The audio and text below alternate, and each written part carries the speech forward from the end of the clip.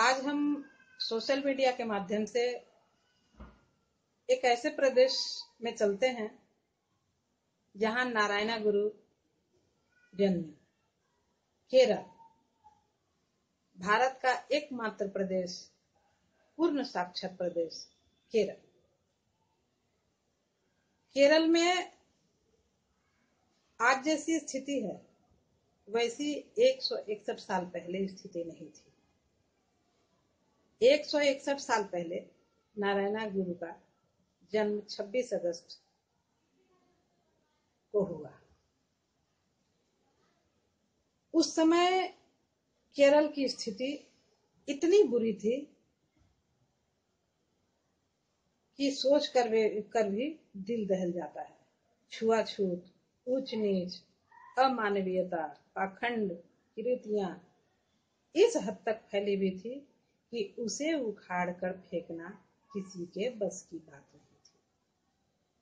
ऐसे समय में परम पूज्य नारायणा गुरु जी का जन्म हुआ और नारायणा गुरु जी का जन्म होने के 10 साल के पश्चात उन्होंने अपनी माताजी से या पिताजी से पूछा कि देश में, हमारे प्रदेश में जो स्थिति देख रहा हूं मैं कि पुरुष वर्ग पूरा तन ढक कर नहीं चलता, महिलाएं स्तन ढक कर नहीं चलती, ऐसी स्थिति क्यों है हमारे प्रदेश में?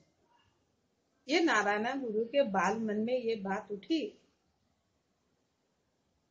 तो उनके माता पिता ने एक काम किया कि उनको ज्ञान प्राप्ति के लिए उनको एक गुरु के पास भेज दिया। तो वहां पर उन्होंने पढ़ाई की, 10 साल पढ़ाई की और जब वो 15 साल के हुए तो वो एक सफल स्टूडेंट बनकर निकले। उन्होंने संस्कृत की भी विद्या ली 5 साल तक। लेकिन उनका जो मन था, जिसका जवाब उन्हें चाहिए था, उनका मन था कि समाज में ये कुरीतियां क्यों समाज में महिलाएं स्तन खोल कर चलती हैं, गर्दनी से नीचे कपड़ा पहनती हैं, क्यों पुरुष शर्ट नहीं पहनता, कमीज नहीं पहनता, क्यों पुरुष सिर्फ कच्छे में चलता है। तो दोस्तों, केरल में नारायणा गुरु की वजह से एक विशाल परिवर्तन हुआ। उन्होंने खुल करके इस बात का विरोध किया, पाखंडवाद का विरोध किया और इस कुरीतियां को समूल जड़ से नाश करने के लिए उन्होंने प्रण कर लिया। और इसका नतीजा ये हुआ कि नारायणा गुरु घर छोड़ दिए। नारायणा गुरु का जो बाल मन था वो बड़ा ही पवित्र था। वो जब जाते थे अपने पालतू जानवर को चराने के लिए तो वो बांसुरी भी बजाया करते थे। तो वो जाते बांसुरी बजाते बजाते बहुत दूर जंगल निकल जाया करते थे। अब जब वहां चले गए तो फिर बस वहीं पे 4 दिन 5 दिन कुछ दिन वहीं पर उनका ठहराव हो गया। तो वहां रहने से उनको एक बात की ज्ञान हुई कि जंगल का पशु को जब तक नुकसान ना करो वो आपका दोस्त बना रहता है। इन्होंने अपने संदेश में अपने लोगों को ये बताया भी कि प्राकृतिक देन जितने हैं, पेड़ पौधे, पशु पक्षी, जितने भी प्राकृतिक देने हैं उसके साथ छेड़छाड़ मत करो, उसे अपना बनाओ, तभी उससे प्यार मिलता है। ये कब इन्होंने महसूस किया? 165-70 साल पहले। तो आप बताइए, कि नारायणा गुरु अपने इलाके में घूम घूम करके जो उस समय के अछूत आज के शेड्यूल कास्ट, हमारा संवैधानिक नाम बाबा साहब ने शेड्यूल कास्ट रखा है, इसलिए हम संवैधानिक नाम से ही खुद को संबोधन करना पसंद करते हैं। तो शेड्यूल कास्ट के साथ जो अन्याय अत्याचार हो रहे थे उसे नारायणा गुरु ने महसूस किया और उन्होंने कमर कस ली कि हमें इनके लिए कुछ करना चाहिए। इन्होंने ज्ञान प्राप्ति की और ज्ञान प्राप्ति करके इनको लगा कि समाज में जितनी कुरीतियां हैं, लोगों को समझदारी नहीं है, लोगों को समझ में नहीं आ रहा है, तो इसका एकमात्र कारण अशिक्षा है। नारायणा गुरु ने भी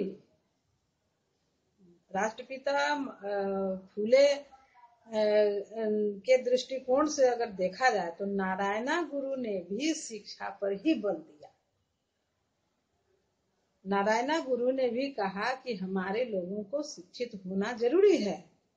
शिक्षित होने के बाद ही एक व्यक्ति परफेक्ट व्यक्ति बनता है, सही इंसान बनता है, सोचने समझने की बुद्धि खुलती है उसकी। तो ये शिक्षा पर उन्होंने बल दिया। और उनका क्या काम था? नारायणा गुरु ने एक काम तो बहुत अच्छा किया कि उन्होंने पढ़ाई किया। पढ़ाई करने के बाद उन्होंने जो सीखते थे वो समाज में बांटते थे। ये बहुत अच्छी बात है। समाज में बांटने से क्या होता है, लोगों को भी थोड़ा सा ज्ञान मिल जाता है।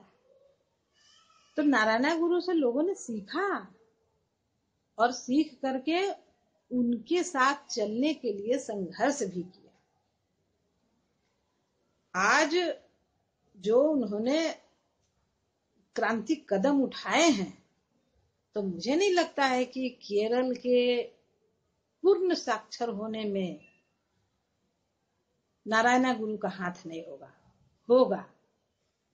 हम चाहते हैं वीर बाबा साहब के माध्यम से नारायणा गुरु के बारे भी हम इतिहास बताएं इस लोगों को, क्योंकि केरल शिक्षित हो गया, पूरा प्रदेश शिक्षित हो गया, लेकिन नारायणा गुरु की बात हमने सुनी नहीं, किताबों में पढ़ने को नहीं मिला। हमें तो ऐसे महापुरुष की जीवनी किताब में पढ़ाई जानी चाहिए थी, लेकिन नहीं मिला। कैसे मिलता? नारायणा गुरु जो काम कर रहे थे वो एक वर्ग के लिए बहुत दुखदायी था। जैसे नारायणा गुरु कहते हैं कि समाज के हर लोगों को एक साथ उठना बैठना चाहिए, कोई किसी के साथ अलग ना रहे। वो चाहते थे एक ऐसा मंदिर बनाना जिस मंदिर में अनुसूचित जाति, अनुसूचित जनजाति, मतलब कहने का मतलब कि सभी लोग, सभी जात धर्म के लोग उस मंदिर में आकर के बैठे, बातचीत करे, एक दूसरे से भाईचारा कायम करे, एक दूसरे से समानता कायम करे। ये उनके मन में बात थी। और सबसे बड़ी बात की जो कुरीतियां फैला रखी थी ब्राह्मणों ने कि पुरुष को कपड़ा नहीं पहनना है, स्त्रियों को कपड़ा नहीं पहनना है, तो इसके खिलाफ उन्होंने जोरदार आंदोलन किया। केरल से कोई ऐसी आवाज नहीं आई। मैं कई केरल के लोगों से मिली हूं, किसी ने भी नारायणा गुरु की चर्चा तक नहीं की।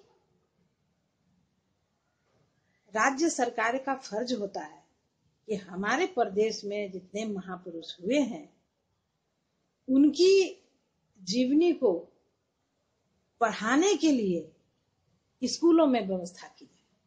ये राज्य सरकार का फर्ज होता है, लेकिन राज्य सरकार ने यह जिम्मेदारी नहीं उठाई। बाबा साहब ने भारतीय संविधान में ये अधिकार दिए हैं कि जो समाज में अपना प्रतिनिधित्व निभाते हैं जन समूह के लिए, तो उसकी इतिहास होनी चाहिए, उसकी इतिहास पढ़ाई जानी चाहिए। ये बाबा साहब ने संविधान में दर्ज किया, लेकिन राज्य सरकार ने इस बात का पालन नहीं किया। आश्चर्य की बात है, घोर आश्चर्य की बात है, क्योंकि ये बेईमान सरकार जो है ये चाहती ही नहीं है कि ऐसे महापुरुषों को समाज के बीच लाया जाए और अपनी ही बखिया उधेड़ी जाए। तो हम चाहेंगे व्हील ऑफ बाबा साहब के माध्यम से ये सोशल क्लास चलता रहे और हमारे जितने महापुरुष हुए हैं उन सभी महापुरुषों की गाथा हम गाते रहें, लोगों को ये बताते रहें कि हमारे समाज में कितने लोग थे जिनकी वजह से इस देश में इतना विशाल परिवर्तन हुआ और परिवर्तन की वजह से आज हम न पूरे कपड़े पहनते हैं, आज हम अच्छे अच्छे घरों में रहते हैं, अच्छे भोजन करते हैं।